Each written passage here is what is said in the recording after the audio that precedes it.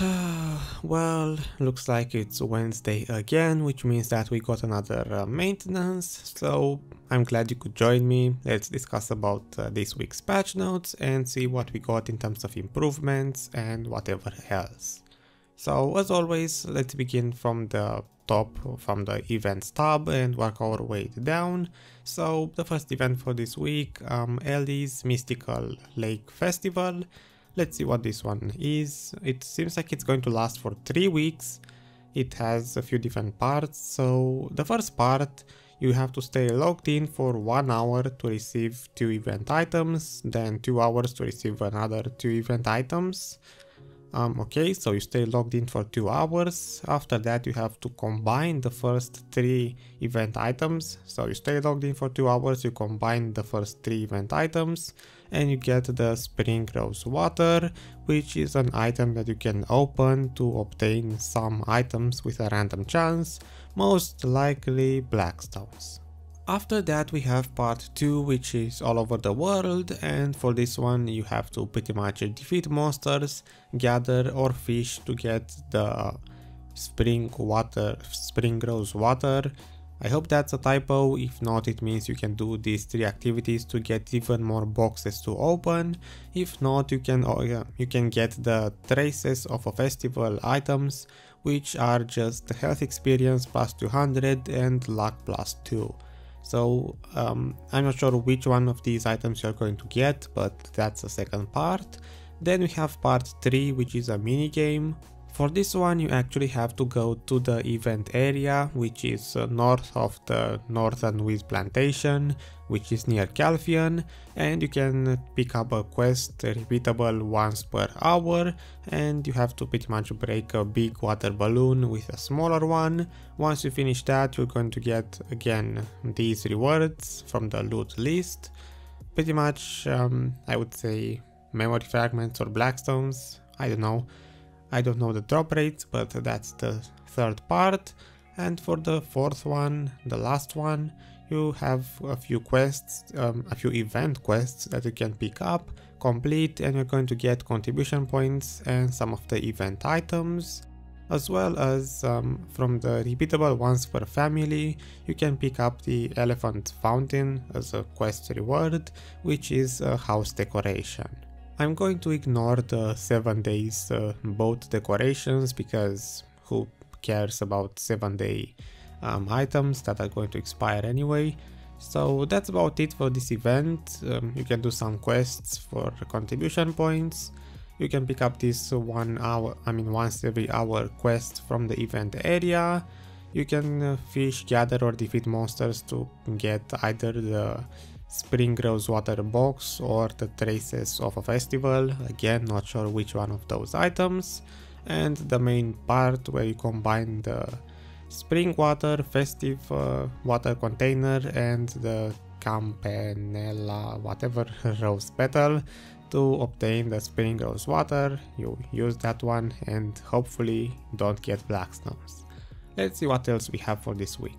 Sharp and Hard Black Crystal Shards Gathering Drop event has been extended, so that's nice. We have another 2 weeks of increased drop rates for those in case you want to gather. After that we have the Useless Weapon box. You might want to open that one. It's going to expire in 2 weeks in case you even got a Useless Weapon box from the previous event. The 20% outfit discount coupon, irrelevant, just not important. Deep Blue Hoof root items have been sent via the email. I know I got 10 of these, but I don't know, they say it's just a reminder that you can get these items if you gather with empty bottles, which I would highly advise everyone to not do, because I think I went through at least 4 or 5 full bars of energy and I never got a sharp or hard by filling bottles. So even though you can get these hoofs, which are only 500,000 silver, I would pretty much advise no one to fill bottles. It's just better, you're just better off going to the sheep mountain or goat mountain and just butcher those for meat. From contents changes, we have the voice of Amerigio, Dave, and several other NPCs have been improved to sound more natural and fitting, which means that either A, people complained too much or way too much and they reverted the voices from the new ones to the old ones, or they actually went through the trouble and recorded again new voices for these NPCs. Hopefully this time they are going to sound, I don't know, better, somewhat fitting at least. Anyway, a new button, Purchase All, has been added so that you can win a bid and purchase all at once without setting the number of products to purchase. This one is going to be useful in case you are bidding on, say, 300 of one specific type of item, like for example beer. I guess now you can just simply press the Purchase All button instead of having to manually put all of them. The rest are just fixes, so let's go into system changes. From here, the walking mode has been facilitated, not exactly anything interesting. Game world NPC and effects changes, let's see. Some fixes, Ellie's Mystical Lake Festival area was marked on the map, and the amount of Black Spirit Rage will be reset to 0 at the end of each round in the Arena of Arsh. I guess that's going to be, you know, just quality of life improvements, so that people can always start a fight with 0 rage. Next, NPC changes, nothing really relevant. Mounts, again nothing relevant. Class changes. This one starts pretty weird because it says, in order to ensure a smooth gameplay experience, optimization revisions were performed on the Ranger and Warrior classes. And if I scroll down, the first class is Ranger and the Warrior one doesn't exist in the patch notes. I guess this means that either A, they forgot to put the Warriors on the patch notes, so let me know in the comments if Warriors actually did get any changes this week, or B, they are just going to buff Warriors for the next week's patch notes or something like that. Anyway, let's talk about the Ranger, which I'm pretty sure most people already know that they got a buff in Korea, so the most relevant one is the damage reduction during cooldown of the skill Wheel of the Wind has been taken off. So now Wheel of the Wind is going to do full damage while it is in cooldown, so we can spam it all day long and get the same damage out of it. That's actually, I'm not sure how much of a buff it is, but at least in words it seems like a huge improvement. Air attack was also added to the skill Wheel of the Wind, so that's again pretty useful. And I suppose the last buff is the skill Tearing Arrow is now naturally shot without any key input while being charged for the first one round of shot. Not sure what this one implies, but that's about it. The rest are just some fixes and minor changes. The other classes again didn't really get anything besides some fixes, so let's move on. From item changes, the only one is a change on the Trina Demolition Axe, which is going to be interesting to know if this is actually a buff or a nerf. I don't own one, I'd never used one, so I don't know, but it says that the Trina Demolition Axe was improved.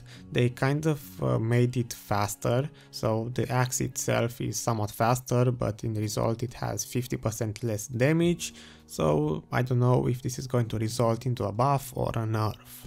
Anyway, Pearl Shop changes, I'm just going to skip those. From monster changes, there are just some small ones on the Calfian area, and then the Sausan Shultz Gladiator and the Sausan Shultz Guard Armored Soldier. Seems like those two mobs have a decreased chance now to drop the Blackstones, which in a way it's a nerf to the already nerfed Sausan Shultz area. Then Forest Ronaros Scout is going to have a decreased chance to drop the Guardian Spirit Stone by 70%, which is quite a lot. And then the same Scout is going to have an increased drop rate on the Earth Spirit Stone Fragment by about 5.5 times. So I would say this is a buff and a nerf in the same time, not sure. The Guardian Spirit Stones don't exactly sell anyway, so I don't mind that nerf. So I'm actually interested if that 5.5 times increase in the drop rate for the Earth Spirit Fragment is actually relevant or not. Besides that, the drop rate of the item Azula's Crimson Eye Earring from the monsters at the Helm's Post has been decreased by 30%, so there's another nerf, and that is about it.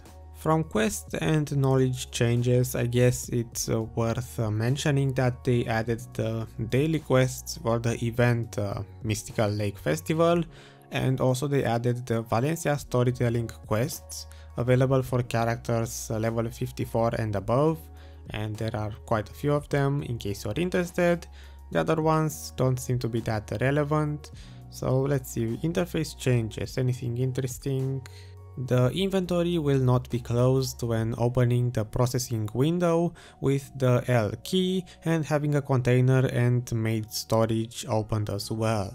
So I'm going to assume if you do processing, the inventory is not going to keep on closing if you are opening the map and you look at the bank or the container or use the storage maid, I suppose. The effect appearing on the contribution point status bar on the top left of the game screen has been replaced when leveling them up. So I guess they've changed the effects when you level up your contribution points or when you get an energy point, I assume, and the rest are just some fixes. They moved the notification and pre-order buttons on the marketplace, so that's another change, and I think that's about it. We have a lot more fixes, which I don't really want to bother reading because, yeah, not my problems. They should have been fixed. You know, most of these fixes are irrelevant anyway. So that's about it. I would say for this week we didn't exactly get anything super relevant unless you are a ranger, in which case you got the extra damage on the Wheel of the Wind, which should be actually very helpful for areas like the Mansham Forest in Camasilve, or just mobs that usually don't die in one shot, and of course for PvP. Besides that, we have the new event with the new area on the map as well, so that's going to be interesting to check out, and the increased drop rates on the sharpened hearts from gathering, and I think that was about it. Well, of course there's the Trina Demolition Axe changes, and yeah, nothing else as far as I remember. So if you made it this far, thanks for watching. I hope it was helpful, or at least thanks for hearing the patch notes in the background. I will see you guys in the next video, and yeah, see ya.